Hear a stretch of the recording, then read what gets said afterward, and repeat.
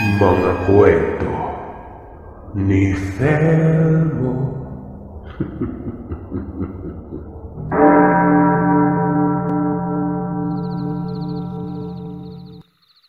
Mapagpalang araw sa inyo, Sir Seth. Isa po ako sa masugid na tagapakinig ng channel mo.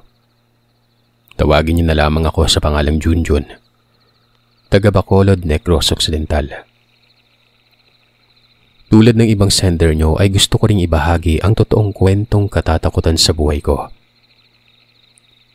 Kung hindi ako nagkakamali, taong 2001, third year college ako noon.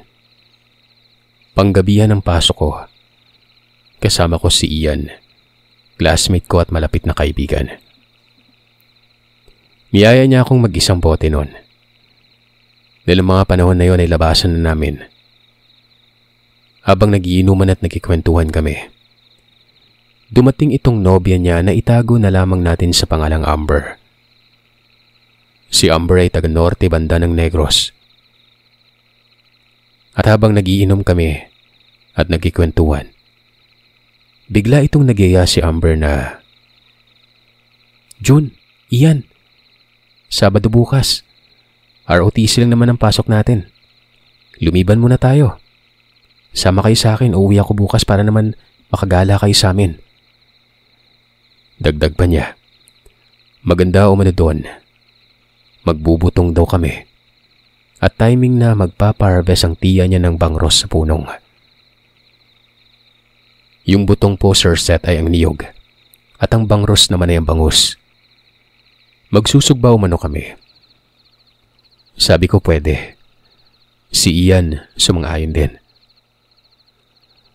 Alas 11 ng umaga umano kami lalarga sa susunod na araw. Sumang-ayon naman kami ni Ian nun. Sir Seth, itong lugar ng nobya ni Ian, bantog na maraming manghihiwit at mambabarang, lalo ng aswang. Kadalasan kasi sa lugar, hihiwitan ka kung sa tingin nila ay bago ka pa lamang sa paningin nila o isa kang bakasyonista. Kapag natablan ka na ay sila din ang manggagamot sa inyo. Kumbaga, ginawa na nilang negosyo at hanggang ngayon ay meron pa rin. Nung nagkita na kami sa terminal ng bus ay sumakay na kami at palihim kaming nag-usap ni Ian. Tulog kasi yung jowa niya ng mga panahon na yon. "Ian, pag nakarating tayo sa lugar, wag kang iinom ng tubig kung saan-saan ha. Bottled water na lang yung bilhin natin. At kung manigarilyo ka, kung may magpapasindi sa'yo, huwag mong hititin. Palihim mong itapon." Yan kasi ang ginagawa ng ibang manghihiwit sa kuko o daliri, ilalagay ang anong gamit nila sa panghiwit nun, o panghilo, o panglason. At kung hindi ka nakatingin sa kanila, pasimpleng iginuguhit nila yon sa filter ng sigarilyo. Pag nahitit mo na, siguradong may mangyayari sa inyo. Pagkatapos na mahigit 2 oras at kalahati, nakarating na kami nun. Mga alas 2 ng hapon, sa lugar na hindi ko na lamang babanggitin kung ano. Dumiretso kami kaagad sa palengke para bumili ng ulam. 1 kilong baboy na maraming taba. Mahilig kasi ako sa taba. Mafe-feel kong kumain ng baboy kapag may taba. Iba pang gagamitin namin, at syempre alak. Pagkatapos noon ay sumakay na kami ng jeep papunta sa kanila Amber. Habang nasa jeep kami, nagkikwentuhan kami at salitang Ilonggo ang gamit namin. Sa lugar naman nila Amber, mga Cebuano ang salita nila. Habang nag-uusap kami, ang ibang mga pasahero ay nakatingin sa amin at sobrang tahimik. Para bang kami lamang ang pinaparamdaman nila. Maya-maya, nagsabi si Amber sa driver, "Manong, dyan lang po sa may payag." Nang nakababa na kami, akala namin ni Ian, nasa tabi lamang ng daan ng bahay nila. Malayo pa pala. Nung naglalakad na kami papasok sa kanila, napansin ko ang mga tao na nakatingin lamang sa amin at meron ding matandang babae na tumatango kay Amber sabay sabi, "O Day, nandito ka pala." "O Anay, bibisita po ako kay tita." Sabay ngiti at tumango naman kami ni Ian sabay sabing, "Magandang hapon po, Nay." Maya-maya, malayo na ang nilalakad namin. Napansin kong paliblib na ang lugar. Wala nang mga kabahayan. Puro lubi o niyog at mga halamang bukid sa paligid. Ang daanan namin ay literal na nasa bukid ka. Kung maglalakad kayo ay hindi pwedeng magkasabay. Dapat ay buntutan kayo. Medyo may kahabaan din ang lakad namin noon. Maya-maya ay bumungad na sa amin ang bahay nila. Para itong compound na maraming niyog na hindi katangkaran na nakahilera habang papasok kami sa bahay nila. 3:00 ng hapon pasado nang nakarating kami sa kanila. Habang nasa bungad ay nagsisisigaw si Amber noon. Tinatawag ang auntie niya. Maya-maya ay lumabas ang kanyang tiya. Nagbeso silang dalawa at ipinakilala na kami ni Amber sa kanya. Niyaya na kami ng tiyahin niya na pumasok sa bahay noon. Para sa kaalaman ng lahat ay meron pang mama si Amber. Nasa labas ng bansa nagtatrabaho ng mga panahon na ito. Nung nakapasok na kami sa bahay nila, nilapag namin ang mga dala namin at ang mga binili namin sa lamesa. Sinabi ko sa tita niya na may ulam kaming dala para mamaya sa hapunan. "Ako na lang po'y magluluto siguro mamaya kung pwede. Pakiref na lang muna." Tumawa si Amber sabay sabing wala umanong kuryente doon. Hindi pa nakakaabot ang linya ng kuryente. Nagtawanan na lamang kami. Sabi ko, may nakita kasi akong ref sa gilid eh. Kala ko umaandar nun. Sabay tawa. Habang nagpapahinga kami ay ipinakilala ni Amber ang auntie niya. Tawagin na lamang natin sa pangalang Lita. "Ikaw lang mag-isa dito, tita?" Sagot naman ito. May kasama umano siya, ang kanyang ama. Sumagot naman si Amber na, "O nga pala, andyan si Lolo sa kwarto niya. Hindi na nakakalakad, nakaratay na lang." Sabay turo sa kwarto ni Lolo. Nakabukas ito ng konti at sabi ko kung pwede bang makita. Kumbaga, magahay lang. Pero ang sabi ng tiyahin niya, wag na lamang umano. Natutulog ito. Baka magising. Hindi naman na ako nagpumilit pa. Biglang nagsabi si Amber sa tiya niya na, "Auntie, itong dalawang kasama ko kanina. Alam mo kung anong pinag-uusapan nila? Sabi nila marami daw sa ating manghihiwit, mambabarang at aswang." Tumawa naman yung auntie nito. Hindi namin alam ni Ian na nakikinig pala siya sa mga pag-uusap namin. Depensa ko naman nun. Kilala naman kasi ang lugar nila sa ganitong kababalagan. Tumango naman ang auntie niya. Maya-maya ay niyaya kami ni Amber na pumunta sa punong nila na manonood kami sana ng harvest ng mga bangros na isda o bangus. Sabi naman ng auntie niya, tapos na umuno kanina pa. Maaga pa umano silang nag-harvest para hindi mainit at maagang ma-deliver yung mga yon. Sabi na lamang ni Amber ay mamamasyal na lamang kami sa punong. Habang naglalakad kami, matataas sa mga halamang bukid, kagaya ng mga hagonoy at baho-baho. Yan yung mga halaman doon. Nang nasa gitna na kami, Sir Seth, kami naman ni Ian ay naghahanap ng mga gagamba. Marami kasing lawan ng mga gagamba na nahagip na mga mukha namin. Sabi ni Ian, sandali lamang umano. Hanapin muna namin ang gagamba. Dahil doon ay hindi na namin napansin na nawawala na pala si Amber sa paningin namin. Nagtinginan kami ni Ian. Tinawag namin si Amber pero hindi na ito tumutugon. Kinabahan kami noon dahil halos kalahating oras na kami napaikot-ikot sa lugar. Puro mahaba mga halaman. Sa gitna ay may espasyo doon at doon kami nanatili at tinatawag si Amber. Kinabahan kami noon, Sir Seth, dahil ang unang naisip namin ay naligaw o nabagat kami. Sabi ko ay baliktarin namin ang aming mga kasuotan. Sa totoo lang ay hindi ako naniniwala sa ganon. Hindi ko pa kasi naranasan ito. Pero dahil naranasan ko na ay sinubukan namin. Nang binaliktad na namin ang damit pang itaas, nanatili pa rin kami sa lugar at nagsisisigaw sa pangalan ni Amber. Maya-maya ay nakita na rin kami ni Amber noon. Ayon sa kanya, nahirapan umano siyang makita kami pero naririnig niyang pagtawag namin. Nakahinga naman kami ng maluwag nang nakita namin ito. Miyaya na kami papuntang punong. Doon sa punong ay merong isang kubo na sarado at may maliit na teres-teres.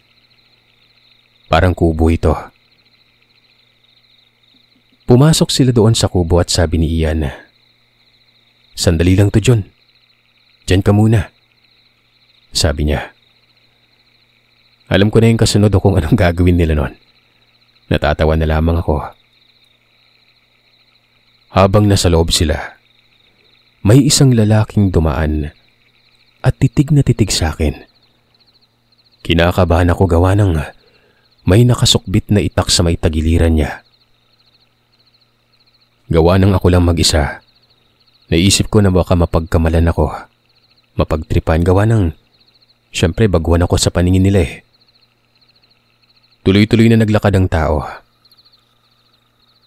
"Ian, Amber, bilisan niyo naman," sabi ko. Lumabas sila. Napansin ko na palubog na rin ang araw noon. Umalis na kami ng kubo at umuwi na kami sa bahay nila. Pinag-uusapan namin ang nangyari sa amin kanina at nakita ko si tita na ngumingiti lamang ito habang nagkikwento kami. Yung bahay po nila Amber ay 2 palapag. Sa ibaba ay kalahati semento. Ang dingding ay kawayan na pinagtagpi-tagpi.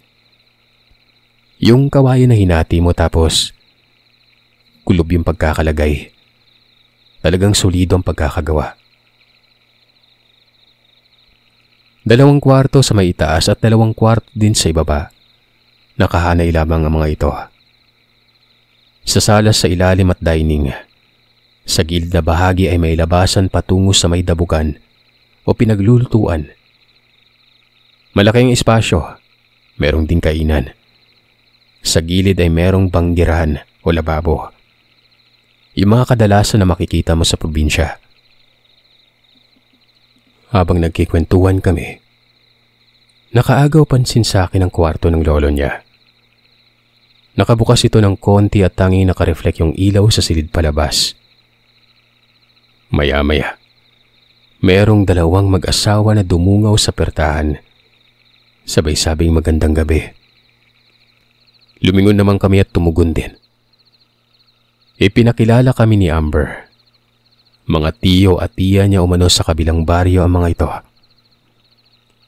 Sumagot ang tiya niya sa pertahan na may bisita pala kayo. Ako, Sir Seth. Ako yung tipo ng tao na kapag may tao at kasali ako sa usapan, talagang ugali ko na yung sumagot. Iba kasi yung tahimik lamang at nahihiya. Sabi ko gumagala kami. Tumango naman ang tiya nila. At maya-maya ay umalis na rin ang mga ito. Pagkatapos ay naganda ng auntie niya ng hapunan ng mga 6:00 ng hapon. At nang kompleto na ang pagkain sa lamesa ay kumain na kami. Pag-abot ko ng sisidlan ng adobo, laking gulat ko gawa ng konti na lamang ang taba ng baboy. Marami ang laman. Sa pagkakatanda ko ay pagbili ko kanina. Ako pa yung pumili nun. Niramihan ko ang taba ng baboy. Dahil gaya nga ng sinabi ko, mahilig ako sa may taba. Hanggang sa naramdaman ko na inapakan ni Ian ang pako. Sabay turo sa adobo gamit ang bibig niya. Ibig sabihin ay napansin din pala ni Ian yon. Walang ano-ano ay merong tumawag na lalaki. Nasa 50 taong gulang na ito. May kasamang dalaga yon na siguro anak niya. Meron naman silang dalang ulam nun. Gawa ng galing sila sa kabilang baryo na fiesta. Nakalagay ito sa plastic. Sabi ko, naku timing. Naghapunan kami. Pero kahit ganon, parang kinutuban ako kung ano ang klaseng pagkain. Siyempre, gawa ng alam mo yung lugar eh. Maraming nanglalason, maraming nangyayanggaw. Pagbukas ng auntie ni Amber sa lagayan, nagsabi pa ang mama na masarap umano. Sabay umalis ito. Tinitigan ko ang ulam na bigay. Parang nagsisi ako, Sir Seth. Parang patis lang yung nilagay. Hindi sana ako kakain nun kaso mapilit si Amber at yung auntie niya. Tumikim na rin ako. Walang lasa. Walang lasa ng asin. Parang nilagyan lamang ng asukal. Kumain ako ng isang hiwa pati na rin si Ian. Nagtinginan kami nun. Sabi naman ng tita ni Amber ay huwag umano kaming mag-alala. Wala umanong lason yun. Tumawa naman si Amber ng malakas. Pagkatapos naming kumain ay nagpahinga na kami at kami naman ni Ian ay patagong nag-usap ng mahina. Nagkwento na rin ang tiya niya at si Amber na dito daw sa kanila ay marami talagang masasamang nilalang. Ayon pa sa tita niya, meron silang pinsan noon na mambabarang na kinatatakutan gawa ng maitim daw ito at maraming napapatay na tao. At kung marami daw ang napapatay ay mas lalong lumalakas sila. Kumbaga malakas ang power nila sa pambabarang. Nagkwento rin sila tungkol sa mga aswang. Ang mga aswang umano ay hanggang sa labas lamang. Basta may nakatirik lamang na lampara o liwanag sa loob ng bahay. Hindi makakapasok ang mga ito. Maya-maya ay nagyaya si Ian na umpisan na daw naming inumin ang binili naming alak. Nagsabi naman si Amber na lumipat umano kami sa kabila. Ito yung sabi kong dapugan o saingan kanina na meron ring kainan. Umupo na kami sa mesa na pahaba at ang upuang pahaba din na magkabilaan. Bali ako ang nakaharap sa banggirahan kung saan may mga siwang at may mga disenyong gawa sa kawayan. Si Amber at Ian naman ay nakaharap sa akin sa may dapugan at saingan. Habang lumalalim ang gabi, mga aswang pa rin ang pinag-uusapan namin. Siyempre nakakatakot. 10 oras ng gabi yon. Katatakutan pa rin yung topic namin. Sa labas naman ay klalong-klaro ang bilog na buwan. Tinatabunan ito ng dahon ng saging na hinahampas-hampas ng hangin. Nakakatakot tingnan. Ang nakaagaw ng pansin namin ay yung kwarto ng lolo ni Amber na nakabukas ng konti at tanging ilawan lamang ang makikita mo sa malabas. Maya-maya ay nagulat ako nang sabihin ni Ian na, "Uy, ano yan?" "Bakit Ian? May nakita ka ba?" Merong malaking pusa na tumalon paakyat sa may dapugan. Tumalon ulit sa ibabaw kung saan may siwang at doon lumabas nun. Kapansin-pansin din ang auntie niya na hindi na namin nakita pagkatapos kumain. 11:30 pasado nung nagyaya na si Amber na matulog na kami. Sumang-ayon naman kami. Nang pabalik na kami sa sala ay pasimple akong tumingin sa siwang ng kwarto ng lolo ni Amber. Malapit lang kasi sa daanan papuntang sala nun. May naamoy akong medyo mabaho nun. Napatigil ako ng paghinga nun. Kumuha naman si Amber ng mga banig at unan. Sa sala na lamang umano kami matulog. Bago yon, tinawag ko si Amber at sabi ko, "Amber, pwede ba kaming humiram ng itak dalawa? Tigi-isa sa amin." Sabay tawa ko. Tumawa naman si Amber ng malakas. Kinuha niyang isang itak sa akin at sanggot naman para kay Ian. Nagtatawanan kami. Sinabi ko na sa ilalim na lamang kami ng mesa matutulog. Ang sagot naman ni Amber ay bahala kami. Umakyat na siya sa taas na kwarto at pumasok nun. Sa itaas pala na parte ng bahay nila ay may terasa na gawa sa kahoy. Yung timong makikita mo sa ilalim na parte. Sa terasa, may nakasindi na lampara doon. Nang nasa loob na kami ng kulambo, nakahiga.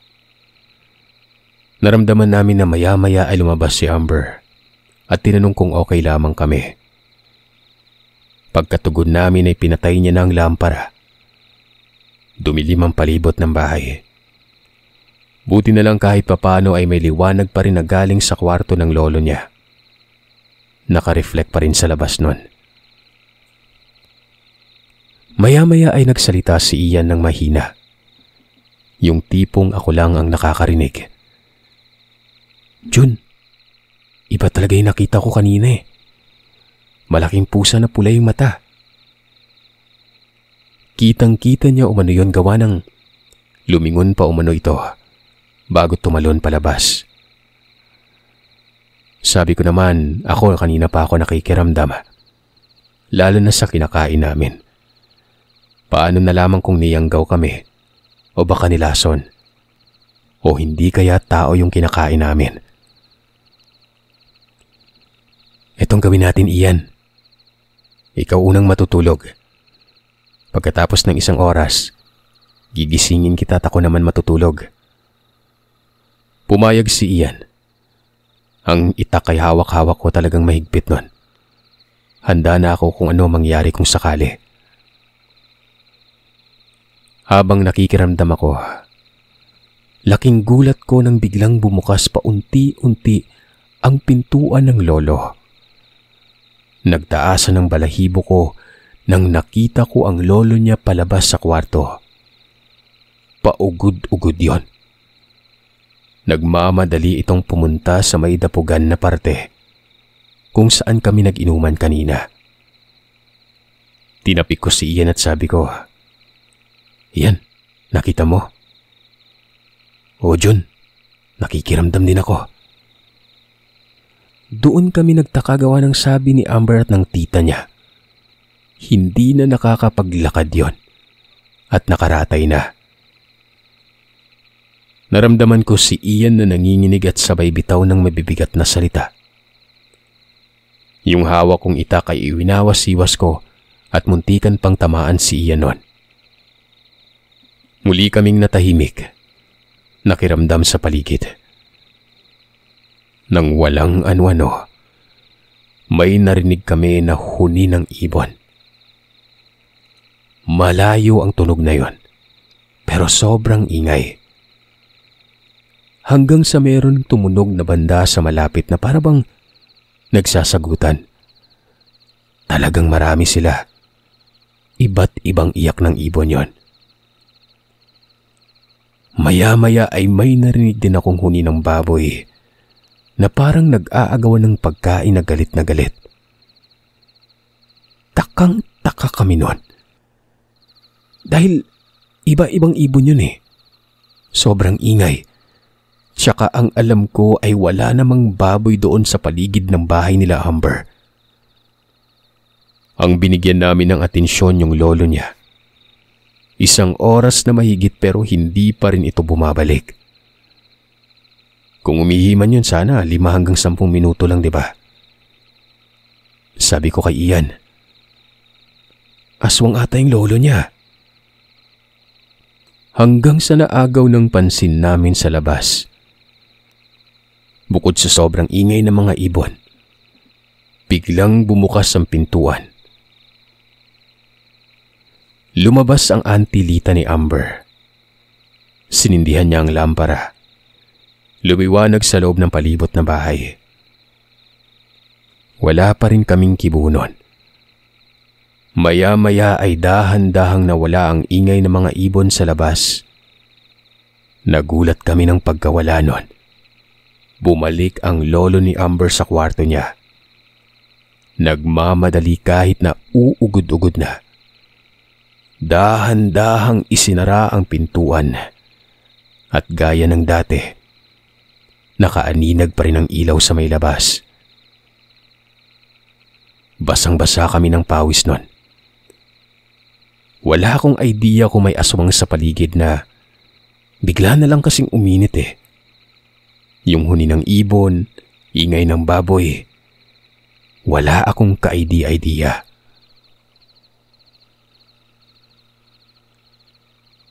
Nakatulog kami ng mga pasado 3:00 na madaling araw. 6:30, gumising na kami. Nagtimpla na ng kape si Amber at bumangon naman kami sabay ligpit ng hinihigaan. Tinanong kami ni Amber kung kamustang tulog namin. Ngumingiti pa ito. Ngumiti man kami pero umiiling-iling.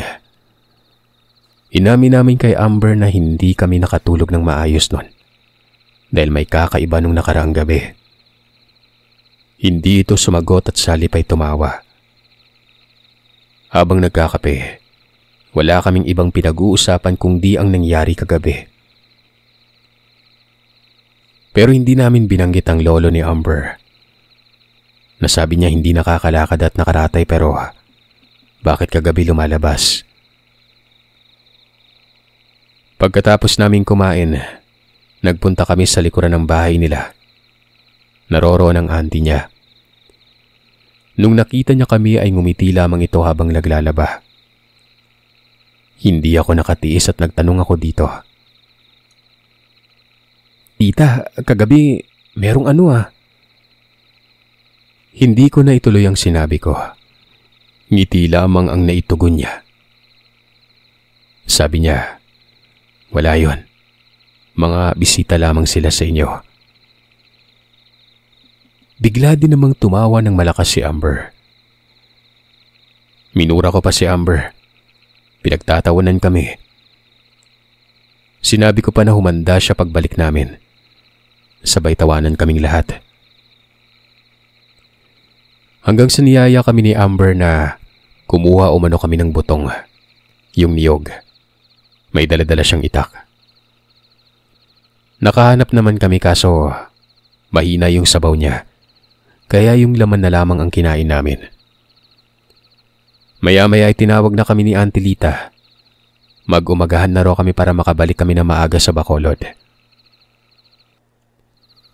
Isdang bangus ang ulam namin, prito, at meron pang pinatuyo na ilonggo. Pero ganun pa rin. Wala pa ring lasa, walang asin. Ni hindi nga rin ito nakaliskisan, Sir Seth. Pero wala kaming nagawa kundi kumain na rin kami gawa ng gutom na rin kami noon. Pagkatapos namin kumain ay nagbihis kami at bago umalis ay nagpaalam kami sa kanyang tita. Si Amber naman ay pumunta sa pintuan ng lolo niya. Nagpaalam ito. Nakarinig lamang kami ng pag-ungol noon. Nung nasa kalagitnaan na kami ng paglalakad, sinabi namin ni Ian lahat ng nangyari kagabi. Doon na namin sinumbat kay Amber ang mga nakita namin sa lolo niya. Hindi siya sumagot. Nakangiti pa rin. Ito yung hindi ko makakalimutan na naranasan ko sa buong buhay ko. Laking pasasalamat ko, Sir Seth, na siguro kahit papano, etong si Amber ay mabait pa rin. Naging matiwasay ang pag-uwi namin. Hindi naman kami naging aswang.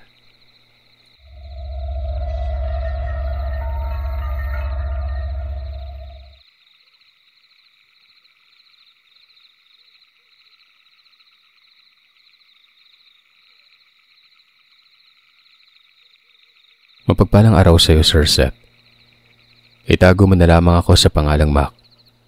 Ipinanganak sa probinsya ng Quezon, pero dito lumaki sa Negros Occidental dahil namatay ang aking ama nung ako'y 4 na taong gulang pa lang. May kapatid akong lalaki na panganay. Pangalawa ko at may bunso kami, babae. Itago ko na lamang po sa pangalang si Kuya at si Cheng, yung bunso naman. Taong 1989, namatay ang tatay ko kaya nagpasya si Mama na umuwi ito sa may Murcia, Negros Occidental. Dito talaga pinanganak si Mama. Noong mga panahon na ito ay hindi ako naniniwala sa mga aswang. Dahil siguro, hindi naman talaga ako nakakakita ng mga ganon. Pero nung panahon na si Mama ay nakatagpo ng lalaki na naging pangalawang asawa niya, doon ako may napapansin na parang mga ganyan. Pero hindi ko naman ito nakikita. Dati, si Mama kasi ay namamasukang tagaluto at tagalaba sa Talisay, Negros. At dito sila nagkakilala ng Tiyo Uning. Hindi niya tunay na pangalan. Isa itong hardinero at tagapangalaga ng mga panabong na manok sa pinapasukan nilang amo, na merong hasyenda doon sa Kabangkalan, at doon ito tumitira. Nung nagkatuluyan silang dalawa, ay inuwi ni Tiyo Uning si Mama sa Kabangkalan para doon mamuhay. Kasama kami doon, pero si Kuya nagpaiwan sa may Talisay dahil labag sa loob nito ang pag-aasawa ni Mama. Gabi na kami nang nakarating. May kalayuan kasi bago makarating doon. Mga 4 na oras ang biyahe mula Talisay hanggang sa barangay. Hindi pa naman ako nakakakita o wala pa namang may nakapagkwento sa akin tungkol sa mga tiktik. Pero naririnig ko na yung mga huni. Inisip kong ibon o anong hayop lamang yun kasi naman, hindi naman ako takot sa mga huni at simpleng huni lamang yun para sa akin. Malay ko ba sa mga aswang-aswang na yun, di ba? Malayo ang lalakarin bago pa makarating sa bahay ni Tiyo Uning. Sa tansya ko, siguro mga 2 kilometro. Babaybayin mo pa maputik at kulay pula o parang kayo mangging lupa at napakadulas nito. Halatang walang gaanong pumapasok na tao doon. Pawang mga taga doon lamang ang nagagawi. Malawak ang mga kampo o tubuhan na dadaanan mo bago pa makarating sa may mga bahay na magkakalayo ang kabayan.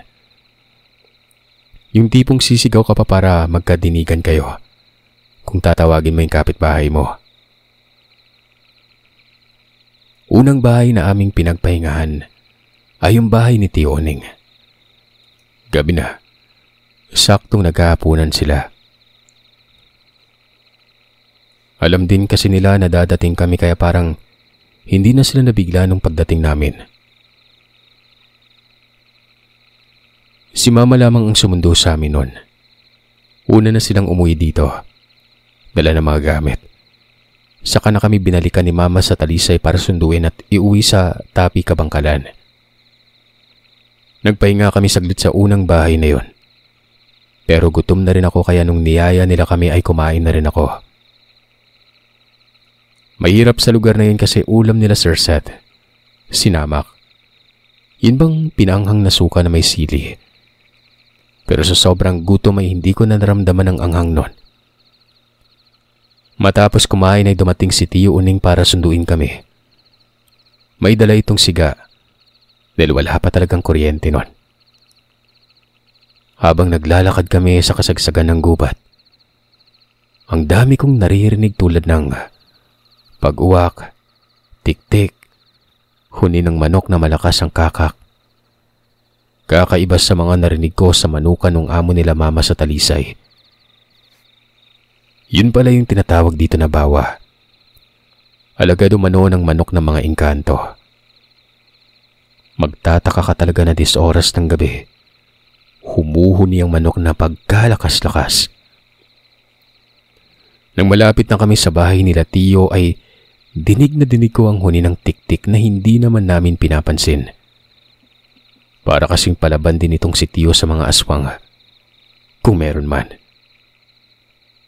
Napakaraming humuhuni ng gabing yon. Ganun naman siguro talaga sa bundok. Kinaumagahan, 6:00 ng umaga ay bababa sana ako para umihi. 2 lang CR. Kailangan mo pang pumunta sa may likuran ng bahay para magdumi o umihi nun. Kinabahan ako sa nakita ko. Napakakapal ng usok. Ginising ko si Mama. Pinagtawanan lang nila ako kasi fog daw yon. Tunog kung tawagin sa amin. Masyado itong makapal at halos wala akong makita. Pero kahit ganun yung hamog, meron akong naaninag bago bumaba. Sa may bandang likuran, tumakbo ito. Kitang-kita ko na wala itong suot na damit. Dahil sa mabilis ito ay sinabi ko na lamang na baka namamalikmata lamang ako nun. Dahil nga medyo makapal ang hamog. Hindi na ako umihi sa palikuran. Baka isa pa sa naisip ko ay may tao o may naliligo doon. Hindi ko pa naman kasi alam kung may mga kasama dito sa bahay si Tio o wala. Nang tinanong ko siya, tanging si Uncle Kambang lamang daw ang kasama niya dito. Nagtaka ako gawa ng babae ang nakita kong tumatakbong walang damit. Hindi naman ito si Lolo Kambang kasi hindi umuwi yun kagabi. Nalasing umano sa mga bahay ng kainuman niya. Binaliwala ko lamang yun at makaraan ng ilang araw. Maagang umalis si Tio para maggapas ng tubo. Yun ang tanging hanap buhay sa may tapi. Pagtanim at paggapas ng tubo. Inutusan ako ni Mama na dalan ko ng almusal si Tio. Agad-agad ko namang hinatid yung baon. Habang naglalakad sa may talahiban, meron akong nakitang malaking ibon. Medyo tirik na ang araw ng mga oras na yon. 7:00 ng umaga. Napakalaki nito. Akala ko nga agila eh. Nililingon-lingon ko yung ibon pero bigla na lang itong nawala. Hindi naman ako natakot dahil nga wala naman sa isip ko mga aswang. Malapit na rin naman ako sa pinaggagabasan ni Tio kaya agad ko siyang tinawag para kumain. Kinain naman ito yung dala ko. Nagtanong ako kay Tio kung may ibon ba talaga na malaki sa lugar. Meron umano.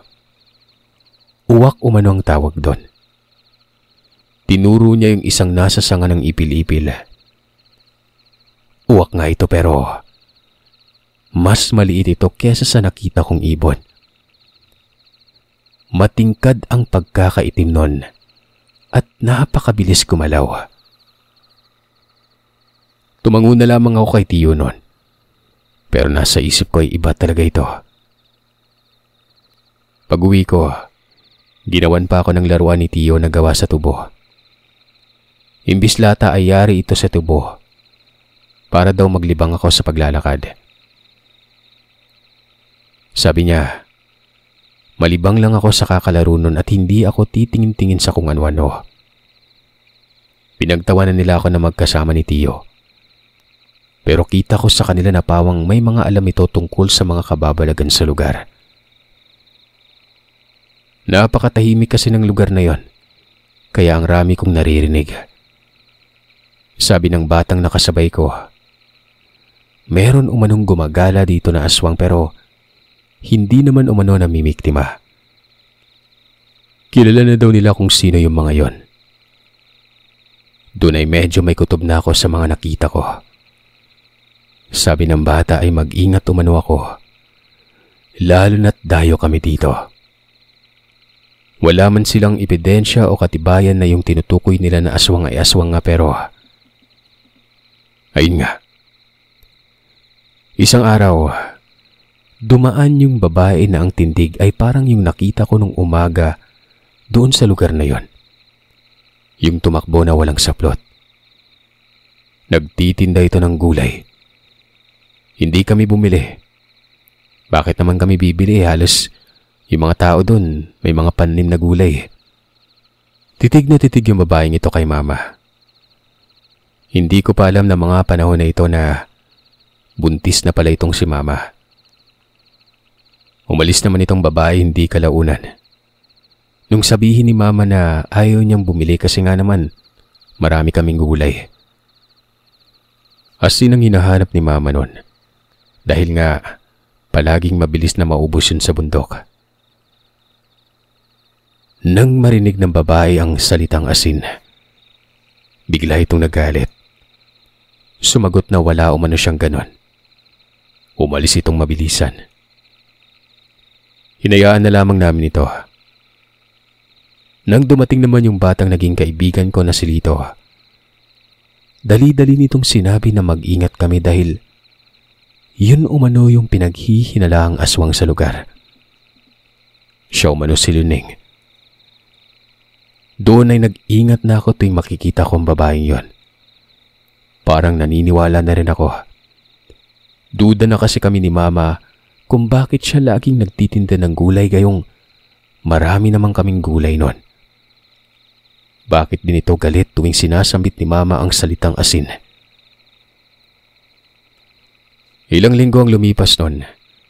Maswerte naman at hindi kami ginambala ng babae. Hanggang nanganak na si mama sa kapatid kong si Jun.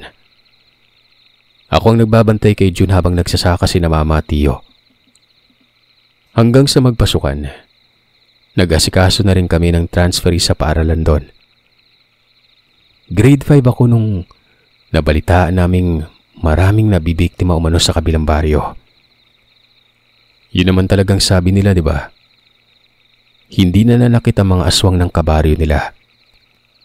Sa malayong baryo sila nang bibiktima. Isang araw, nakita kong kinukutya ng mga bata yung babae. Aswang umano. Pinagsabihan ko yung mga bata na itigil niya na at wala silang galang sa matanda. 5 bata mga ito. Nagalit. At sabi sa akin ay aabangan umano nila ako sa may labasan ng kampuhan. Dayo lamang ako doon pero napakatapang ko mano. Sumagot naman yung matandang babae. Sabi nito ay hayaan ko lamang umano. Tatakpo lamang din umano yung mga yon kapag naroroon na sila. Nginitian ko itong Luning na ito kahit na medyo natatakot ako noon.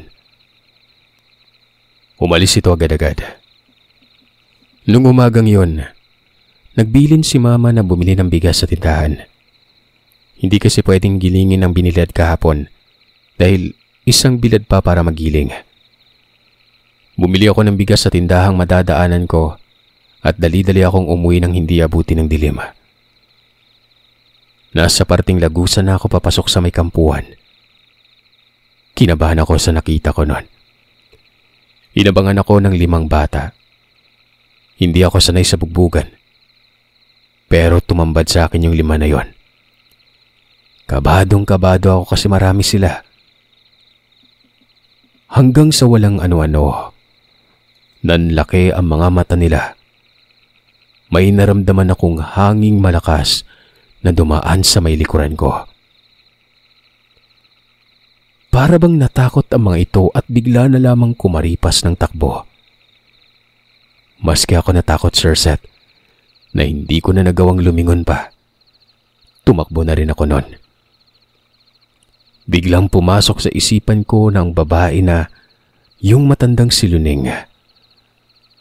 Yun ang nasa likuran ko. Walang bagyo. Maganda ang panahon pero napakalakas talaga ng hangin doon. Hinabol ko yung mga bata. Sabay-sabay kaming nagtakbuhan. Magmula noon ay hindi na nagpakita yung babae. Pinagkalat kasi ng mga bata na yung babae yung nakita nila sa may likuran ko. Doon ko rin naalalang sinabi ng babae na tatakbo ang mga batang yon. Magpasa hanggang ngayon, Sir Seth. Pagkatapos ng pangyayari ay wala na akong balita sa babae. Sigurado kasi nasusugurin siya ng buong baryo pag hindi siya umalis sa lugar na yon. Sa ngayon ay 40 taong gulang na ako sa kasalukuyan.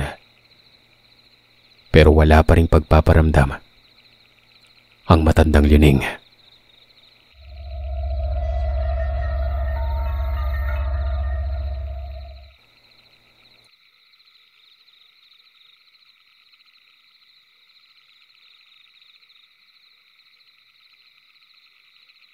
Tawagin niyo na lamang po ako sa pangalang Mandy.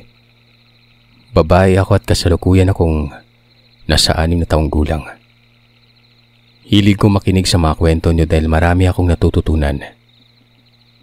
Nais ko mabahagi ng aking sariling karanasan sa mga aswang. Kung sakaling mapili niyo ang kwentong ito. Nangyari ito noong 7 taong gulang pa lamang ako. Taong 2015. Sa bahay ng aking lola at lolo sa may San Jose del Monte, Bulacan. Hindi ko na sila papangalanan. Ang mga kabayan po kasi rito ay dikit-dikit at may iilang modernong bahay naman na noong mga panahon na yon. Pati ang bahay namin ay gawa na sa hollow blocks. May second floor. Medyo may kataasan ang pinto namin sa harap kaya may hagdanan po ito na nasa 5 palapag. At may malaking bintana sa gilid ng pintuan. Sa gilid ng hagdan, naroroon naman ang mga pananim ng aking lola na may mga bulaklak, gulay at kung ano-anong halaman. Naalala ko ang tanim ng aking lola noon. May talbos, okra, sili, malunggay, talong at oregano. Alam niyo naman yung mga may edad na mahilig magtanim ng kung ano-ano dahil itong libangan nila. Isang gabi, habang mahimbing kaming natutulog, nagising ako sa kadahilan ng naiihi ako noon. Malapit lang naman ang CR namin sa aming hinihigaan. Ang higaan naming papag na gawa sa kahoy ay malapit sa may bintana. Yung bintana namin ay may harang na po na bakal kaya magdamag lamang po itong nakabukas dahil kampante naman kaming walang makakapasok noon. Mataas din kasi ito. Mas mahangin kapag nakabukas. Mga bandang 12:00 o 1:00 ng madaling araw. Nakaramdam ako ng pagkaihi. Agaran kong ginising ang aking lola at pinabukas ang ilaw dahil hindi ko pa ito abot. Medyo may kaliitan ako ng mga panahon na yon. Pagkatapos ko makaihi, pagkalabas ko ng CR, makikita niyo na po yung pintuan namin sa harapan. Papunta na ako doon para patayin yung ilaw dahil malapit po sa pintuan yung patayan at bukasan ng ilaw na yon. Pagkapatay ko ng ilaw, para bang merong humahatak sa aking pumunta sa may pintuan. At parang gusto akong pasilipin sa konting butas sa ilalim ng pinto na yon. Nang nasa pinto na ako, hindi ko mapigilan ang sarili ko na parang may kumukontrol. Bigla akong lumuhod at sumilip sa ilalim ng pinto. Nung una, wala naman akong nakitang kung ano. Hinimas-simas ko pa ang 2 mga mata ko saglit. Sa pangalawang pagsilip ko, kitang-kita ng 2 mata ko ang isang batang nasa 1 o 2 taong gulang. Nagkatitigan kami nun. Nanlilisik ang 2 at namumulang mga mata. Yung mukha ng bata, parang bingot ito na walang buhok. Napakatulis na mga ipin at nakakatakot na nakangiti sa akin. Yung katawan niya, punong-puno ng dugo. Wala itong kasuotan. Bigla akong napasigaw at sabay tawag sa aking lola na agad namang binuksan ang ilaw at kumaripas papunta sa akin. Nakita niya ang pagkagulgol ko sa iyak at panginginig ng aking buong katawan na dala ng sobrang takot. Tinatanong niya ako kung ano ang nangyari sa akin habang paluha na rin si Lola sa pag-aalala. Pinainom ako ng tubig ni Lola. Hinilot-hilot dahil nanghihina talaga ako ng gabing yon. Hanggang sa makatulog ako. Sumunod na araw, sobrang taas na ng lagnat ko. Namumula ang buong katawan at mukha ko. Ubo ako ng ubo at parang hinihingal at hindi talaga ako makatangyo nun. Nag-aalala si Lola. Dali-dali akong inasikaso. Ilang araw ang nakalipas ay wala pa ring pagbabago. Ganun pa rin kasama ang pakiramdam ko. Kaya naman dali-dali niya akong dinala sa pinakamalapit na health center dito sa lugar namin. Pero wala silang makitang sakit sa akin noon. Ang sabi ng nurse ay mataas na lagnat lamang daw po ito. Kaya niresetahan ako ng iilang gamot. Makalipas pang 3 araw, walang nagbago. Mas lalong lumala ang sakit ko at kitang-kita ng pangangayayat ko noon. Noon lamang nila tinawagan ang mama ko at sinabing ilang araw na nga daw akong nilalagnat. Ang mama ko ay nagtatrabaho bilang katulong sa malapit lang. Single mother ito dahil hindi pa ako na ipapanganak ay namatay na si Papa. Nagalit ito sa lola ko dahil nga sa mag-iisang linggo na daw pala akong nilalagnat Bakit ngayon lamang sinabi sa kanya? Agarang umuwi si mama. Doon pa lamang pinag-usapan nila mama at lola na ipatawas ako at ipatingin sa albularyo. Nung hapon na yon, umuwi si mama. Agad akong ipinunta sa albularyo na malapit lamang sa amin. Baba lamang banda ng bahay. Ang albularyong nagpagaling sa akin ay mag-asawa. Naitago na lamang natin sa pangalang Mang Adot at Aling Imang. Hindi ko sila lubos na kilala pero sigurado ako na kilala sila ng lola ko. Nung sinimulan na ang orasyon sa akin ay naglabas ng kandila, kutsara at palangganang maliit na puno ng tubig si Aling Imang. Habang si Mang Adot naman ay parang may binibigkas na kung ano habang nakahawak sa uluhan ko. Pinagputol-putol ni Aling Imang ang kandila nun. Inilagay sa kutsara at tinunaw ito gamit ang kandilang bawas na sinindihan. Sabay lapat sa ilalim ng kutsara, sanhi ng pagkatunaw ng kandila sa kutsarang yon. Nung tunaw na ang kandila na nasa kutsara, dali-dali naman itong nilagay sa palangganang may tubig. At doon namin nakita, Sir Seth, ang hugis ng kandila. Ang sabi ni Aling Imang, 3 aswang at 1 bata.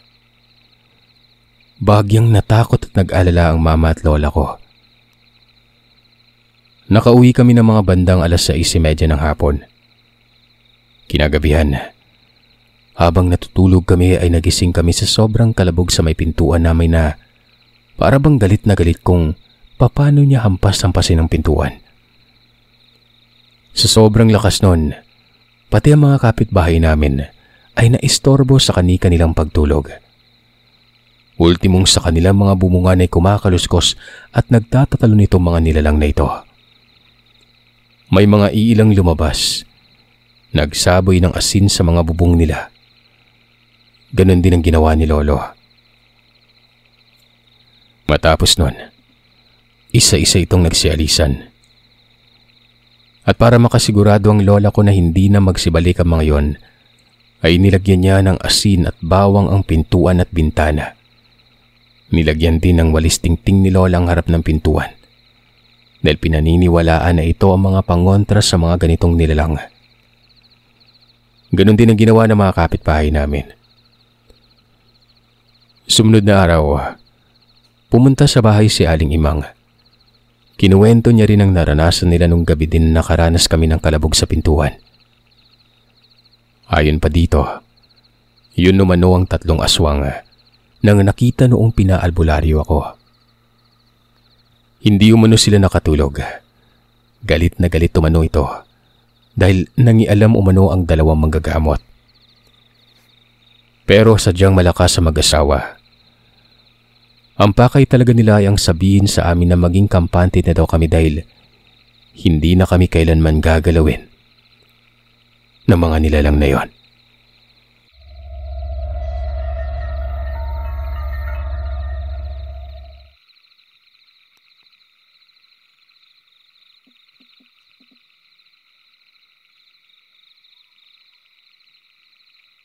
Mapagpalang araw po sa inyo, Sir Seth, at sa iba nating nakikinig. Ginawa ko ng parang music playlist ng inyong mga YouTube channel. Hanggang sa trabaho palagi ako nakikinig. Sana matampok po sa channel mo itong kwento ko na ito. Ako si MM, 31 taong gulang at kasalukuyang merong asawa. Tubong taga Quezon Province ako sa Lower Quezon na bahagi. At ngayon ay naka-assign para magtrabaho dito sa Bundok Peninsula, sa Quezon Province din. Hindi man siguro ito nakakatakot para sa inyo pero iba ang kilabot ng karanasan na ito para sa akin. Alam kong may ilan sa inyo ang hindi maniniwala sa kwento pero totoo po ito. Dala-dala ko hanggang ngayon. Napakalinaw pa sa aking alaala na parang kumakailan lamang nangyari. Nangyari ito 3 taon lamang ang nakakalipas. Taong 2021. Dito sa Bundok Peninsula. May asawa ako pero wala pang anak noong mga panahong ito. 3 taon na kaming kasal ng asawa ko. Mabanggit ko na rin po na ako ay may PCOS kaya hirap kami na makabuo kaagad. Nung taon na yon, na-assign ako na magtrabaho dito sa malayo. Unang araw ko, masaya naman ang salubong ng mga magiging katrabaho ko. Ang ambience ng lugar ay maaliwalas naman maliban na lamang sa meron itong puno ng balete sa likurang bahagi ng barracks namin. Hindi naman bago sa akin ang kwento o mga sabi-sabi tungkol sa mga iba pang naniniraan sa mundo. Kagaya ng aswang, diwende at mga engkanto. Kung tutusin, saksi ako sa ilang kwento dito. Sa aswang, natatandaan ko pa noon na 15 taong gulang pa lamang ako. Ang lola ko ay merong sakit. Kumbaga nabibilang na lamang ang oras niya. Hindi na ito nakakakita at nakakarinig o nakakatayo ng kama niya. Halos 4 na araw kami magkakasamang magkakamag-anak doon sa kanila. Isang gabi, konti na lamang ang gising na mga oras na yon. Mga tito at tita na lang at kami mga teenagers na apo. Nang nagsabi ang isa kong tita na parang iba umano ang naririnig niyang huninon. Nag-ingay lang din ulit kami gawa ng parang wala lang sa amin yon. Tapos, sa hindi ko maipaliwanag na dahilan, biglang tumahimik ang lahat at kasabay noon ay ang pagsabi ni Lola na, "Sino ang nasa ilalim ng kama ko?" Hanggang ngayon, kapag naaalala ko hindi ko maiwasang tumindig ang balahibo. Nung gabing yon ay pinalipat muna lahat ng apo sa bahay ng tiya ko na hindi naman kalayuan. Sa duwende naman, nangyari ito sa pinsan ko sa bar na pagmamay-ari ng kanyang ina. Itong pinsan kong ito ay nasa 6 na taong gulang lamang na mga panahong ito. Sa likod ng bar ay meron doong bahay ng nuno sa punso kong tawagin. Napapadala sa manuwang punta doon ang pinsan ko. Hanggang sa isang araw, nung binilhan ng laruan ng aking tiya itong pinsan ko, ay tumakbo raw ito sa likod pero bago pa man makaalis ay tinanong ito ng tiya kung saan pupunta. Sinabi umano ng bata na sa likod umano, ipapakita daw niya ang laruan niya sa kaibigan niya. Nagtaka dito ang tiya ko. At biglang sinabi niyang, nasaan? Niyaya siya ng pinsan ko na sumama at doon ay itinuro niya Sir Seth ang punso. At sinabing doon daw nakatira ang kaibigan na yon. Pagkatapos ng insidenteng yon, Dali-dali nilang nilisan ang pwesto ng bar na ito. Ang mga karanasan na yon at mga kwento ay nagpamulat sa akin sa mga ganitong pangyayari, kaya lumaki ako kung tawagin ay panlawin. Nakakayamang kahit may asawa na ako ay sobra akong matatakutin. Pero hindi yun ang aking kwento, kundi ito. Pang-apat na araw ko na sa trabaho nun. Dahil maalawan naman ang trabaho, basta't matapos mo ang gawain mo, kahit matulog ka o kung ano man ay walang problema. Nung araw nga na yun ay maaga pa akong natapos sa gawain. Dumiretso ako sa may likuran. Presko doon at ang sarap talaga magpahinga.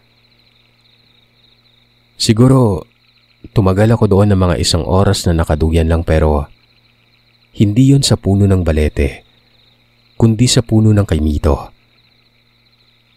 Pagkatapos kong tumambay doon, nakaramdam ako ng antok at doon ay naisipan kong umidlip sa may barracks. Habang natutulog ako, nagkaroon ako ng hindi pangkaraniwang panaginip na parang totoo. May pumasok sa kwarto ko at inaayos ang buhok ko. At ang sabi niya, nais pa niya akong makita. Bakit umano ako natulog kaagad? Kung nakakaramdam umano ako ng pagod, ay bibigyan niya ako ng isang magandang pahinga.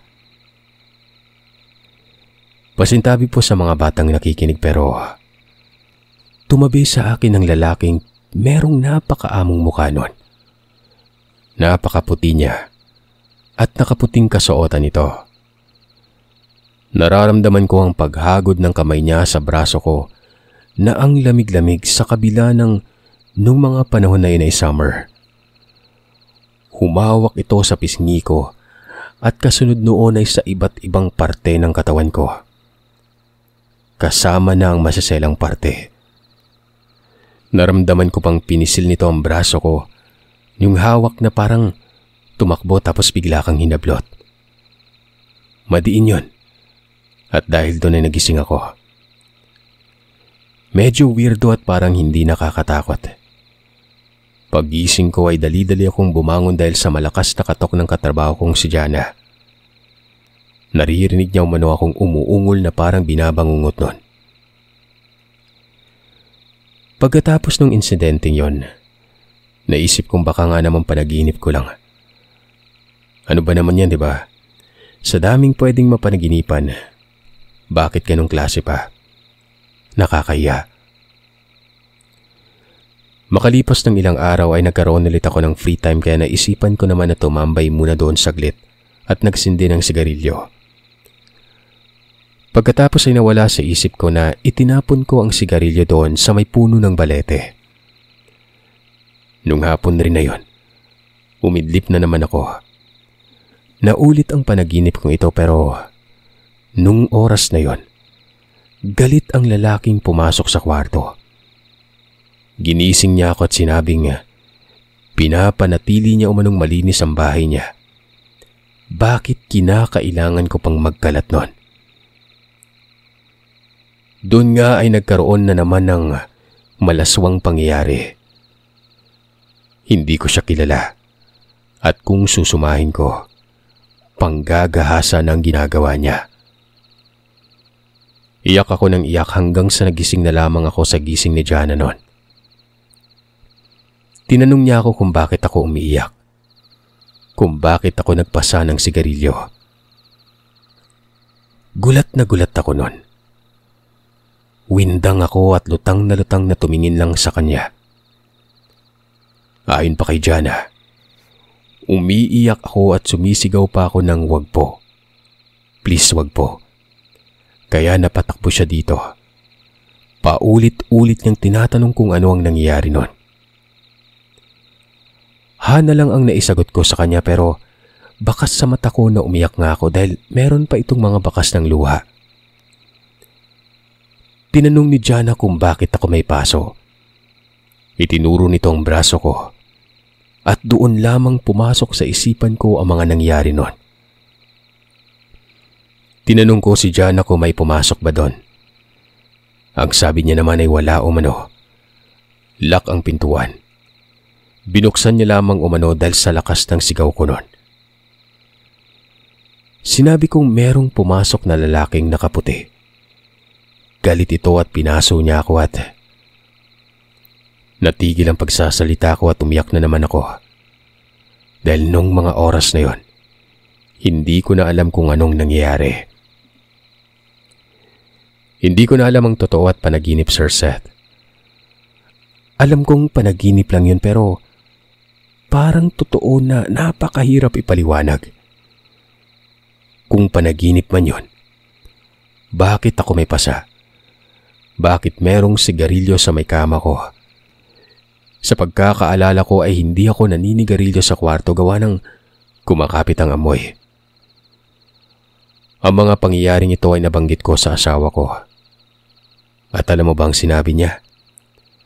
Huwag daw kasi ako manood at makinig ng katatakutan. Wala naman daw papasok dahil dalawa lamang kaming babae at 2 lalaki pero ang mga lalaki ko namang katrabaho ay nasa field area at umuwi lamang ang mga ito ng mga alas 4 hanggang alas 6 ng hapon. Sinisigurado niyo bang sarado yung gate pag umalis na yung ahente? Sinabi ko namang oo at ako mismo ang naglalak nun. At wala namang makakapasok sa compound dahil napakataas nga ng pader. Ipapacheck ko rin kay Jana ang CCTV kako. Pero nung nireview naman ay wala naman kaming nakitang kung ano man, kaya't naisip kong panaginip lang ata pero yun nga yung paso ng sigarilyo na natiling palaisipan sa akin yon. Sumunod pa ang mga araw. Dumadalas na rin ang pagpunta namin ni Jana doon. Dumadalas rin yung mga ganong pangyayari sa akin. Ang pangyayaring ganito ay kapag natutulog lang akong mag-isa sa hapon o umaga. Sa gabi ay wala naman akong nararamdaman kung anuman dahil ba siguro kasama ko si Jana sa kwarto.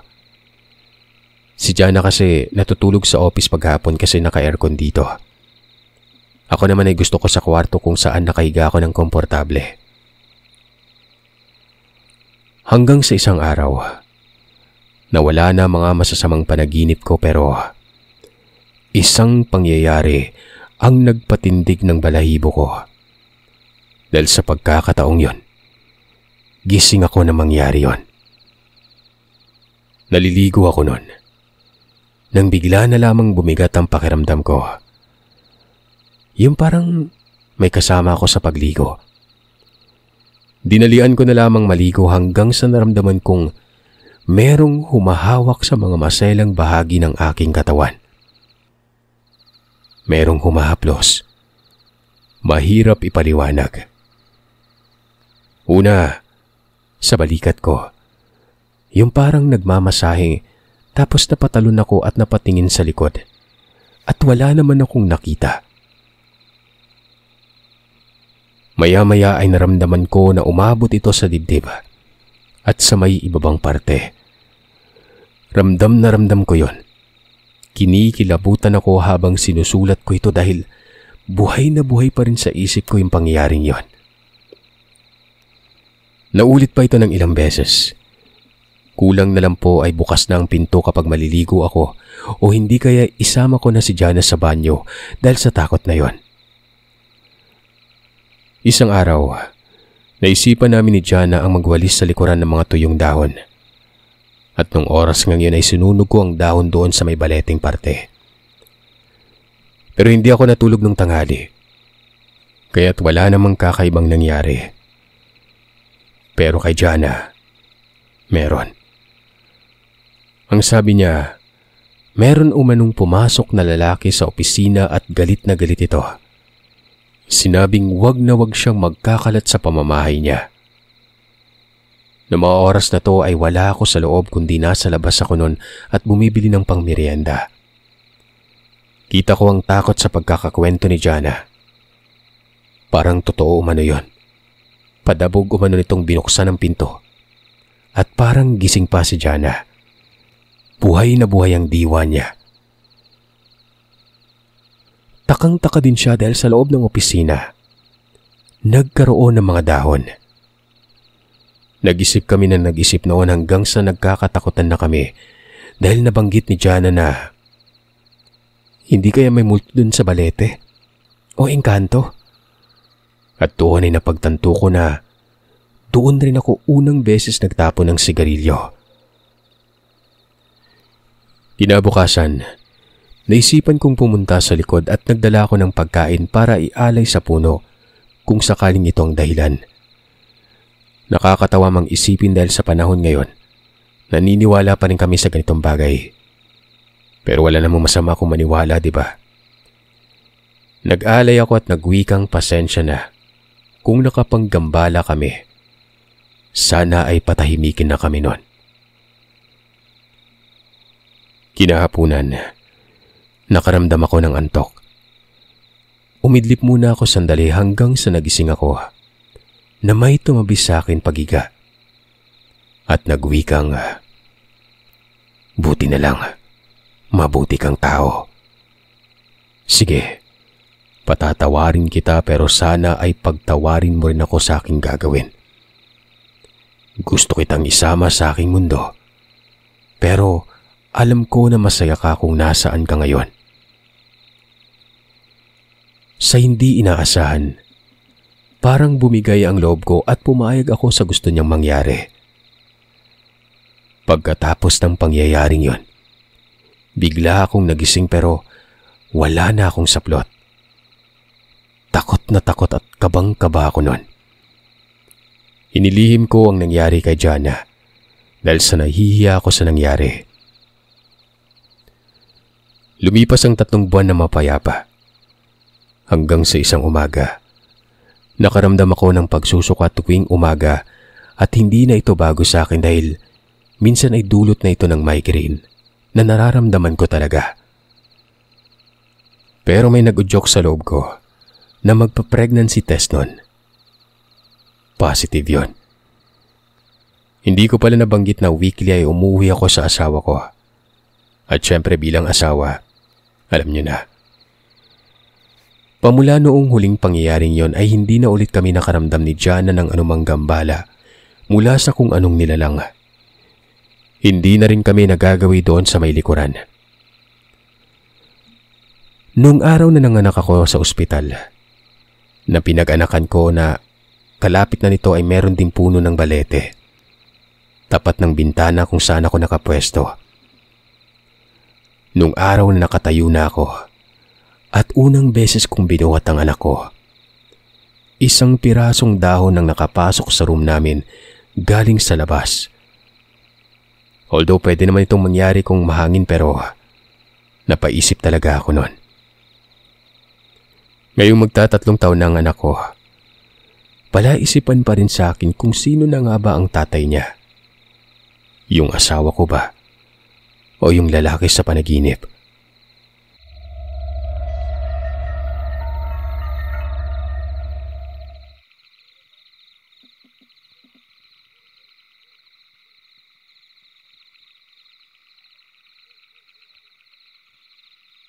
Tawagin niyo na lamang po ako sa pangalang Mimi. Bagong tuklas lang po ako sa YouTube channel niyo. At nais kong ipahatid ang aking pasasalamat sa inyo. Dahil ito ang nagsisilbing libangan ko, lalo na at nakatira na po ako ngayon sa Canada.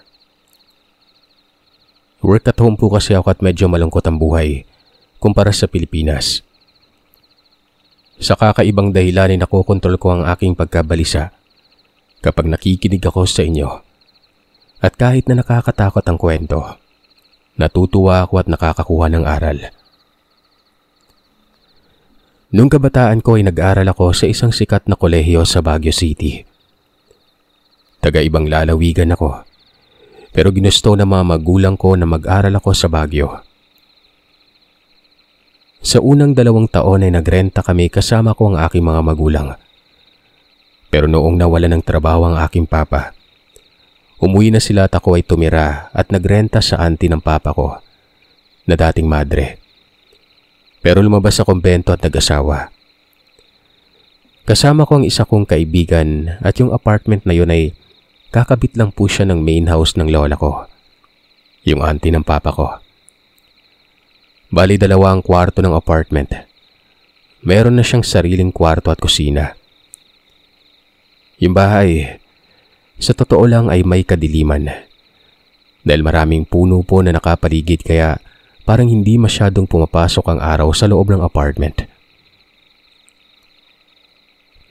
Sa unang mga buwan na pagtira po namin sa apartment na yon, okay naman.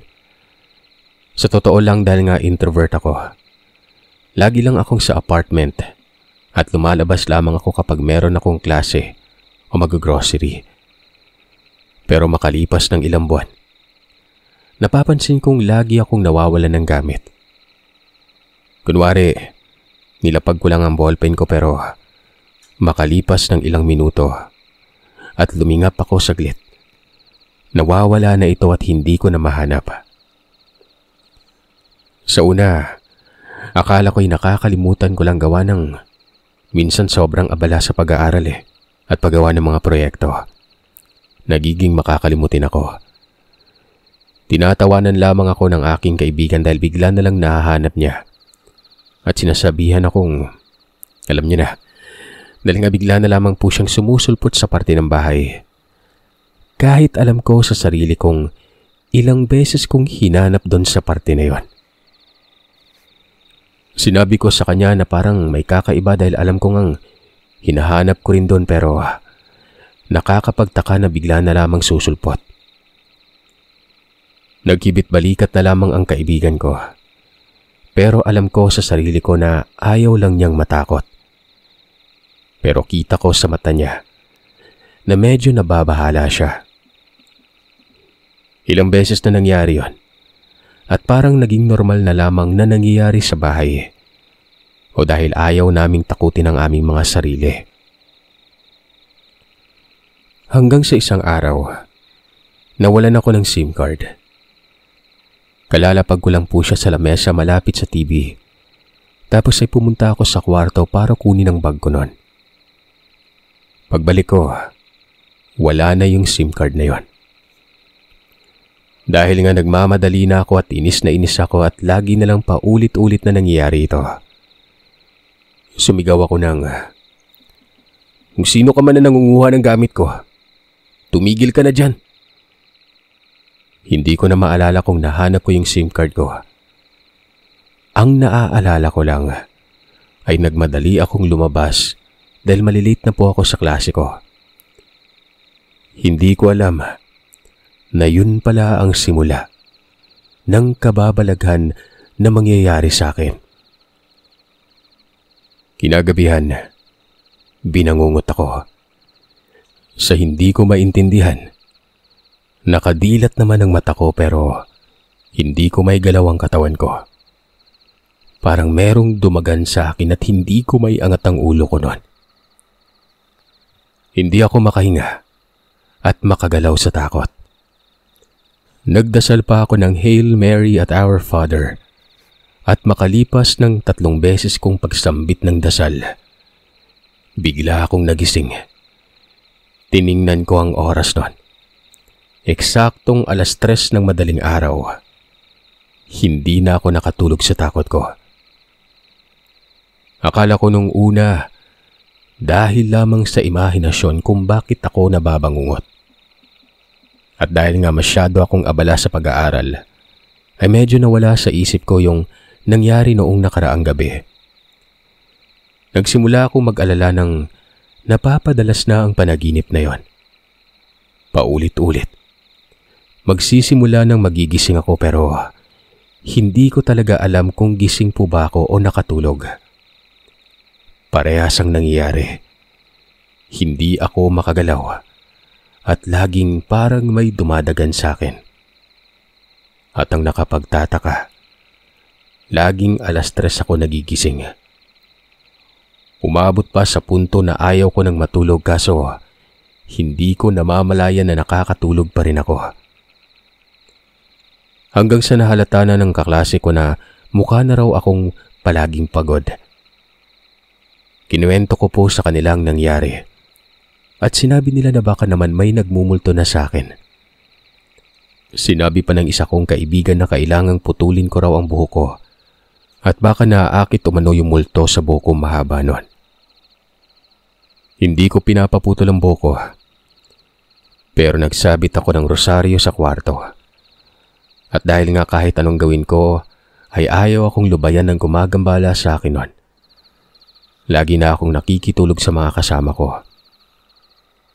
Nakikipagsiksikan ako sa kwarto at kahit na minsan ay sinasaway niya ako dahil nga maliit lamang ang kama niya, pinilit ko pa rin makitulog dahil hindi ako nababangungot kapag nasa ibang kwarto ako at may kasamang iba. Isang araw, sinabi sa akin ng aking kaibigan na uuwi raw siya sa probinsya at magbabakasyon ng 3 linggo. Sa ibang pamantasan kasi ito nag-aaral at nauuna siya na magsisembre kaysa sa akin. Nabalisa ako nun. May iwan akong mag-isa at wala naman akong mapupunta ang iba. Napilitan akong bumalik sa kwarto. Ayoko po sana talagang matulog at ginawa ko na lahat ng paraan para hindi makaidlip pero dahil sa limitasyon ng utak ng tao, nakatulog ako. Alam kong babangungutin na naman ako pero hindi ko aakalain na magpapakita na ito sa akin. Nakita ko ang isang hugis tao na nakadamit ng itim. Yung parang mga sinaunang damit na may hood na parang pare. Hindi ko makita ang mukha niya, pero nakakatakot. Dahil nga nakahiga ako, nasa taas siya at unti-unti siyang bumababa. Tinaganan niya ako noon. Hindi po ako makahinga at ramdam kong nagsimula na siyang maghaplos sa katawan ko. Nagdasal ako ng paulit-ulit hanggang nagising ako at parehas ng mga nakaraan. 3:00 na naman akong nagising noon. Dahil sa sobrang takot ay tumawag ako kay mama. Sinabi ko na nababangungot ako lagi pero hindi ako nagbigay ng detalye. Binalita niya na aakyat daw sila ng papa ko sa Baguio sa susunod na araw at kasama ng aking auntie at ng kanyang boyfriend. Si auntie ay isang menopausal baby. Mas matanda lamang ito sa akin ng 2 taon. Ako noon ay 18. Siya naman ay 20. Maputi at maitsura. At dahil ngayong aking boardmate ay nasa bakasyon, nagpaalam kami na makikitulog muna ang auntie ko at ang kanyang kasintahan sa kwarto niya. Pumayag naman ang kaibigan at ang aking papa at mama naman ay natulog sa kwarto ko. Kapag meron akong kasama sa kwarto, hindi nagpapakita ang nilalang na yon. Naginhawaan ako dahil makalipas ng ilang araw ay nakakatulog ako ng maayos at tuloy-tuloy. Kinabukasan, nung kumakain na po kami ay naikwento ng kasintahan ng auntie ko na hindi raw siya nakatulog ng maayos. Ayon sa kanya, pakiramdam niya ay binabangungot siya nung nakarang gabi. Sa panaginip niya ay merong isang lalaki na pilit daw siyang pinapaalis sa kama dahil gusto niyang makatabi ang auntie ko. Nangilabot ako at kinuwento ko ni rin ang nangyari sa akin noon. Ang mama at papa ko ay naniniwala sa mga bagay na ito. Kaya kinausap nila si Lola at humingi ng payo kung ano ang gagawin. Nabanggit ko na ang aking lola ay dating isang madre. Bumalik siya sa main house at kumuha ng isang maliit na libro at holy water. Nagdasal siya ng Latin at merong sinulat na simbolo sa lahat ng pintuan sa aming apartment. Hindi pa ako nakakakita ng ganong simbolo. Basta may pinabasa siya na dasal at pagkatapos nun, nagbisik siya ng holy water. Simula noon na hindi na nagpakita sa akin ng nilalang sa panaginip. Nakakatulog na ako ng maayos. Hindi na rin ako nababangungot. Hanggang sa nakapagtapos na ako at lumipat na rin ako ng apartment. Umuwi na rin ang kaibigan ko. Makalipas na mahigit 20 taon, napapaisip pa rin ako sa aking karanasan sa apartment na yon. Hanggang ngayon ay hindi pa rin ako mawari kung paano ko nalampasan ang pangyayaring yon. Pero dahil doon, para bang lumakas yung psychic ability ko. Madali na akong nakakaramdam at laging nagkakaroon ng kung ano-anong panaginip. Yung mga panaginip na nagkakatotoo. Totoo ang sabi nila na may mga bagay na hindi kayang ipaliwanag ng siyensya. Sana'y magsilbing aral sa lahat ng iyong tagapakinig ang kahalagahan ng pananalig sa Panginoon.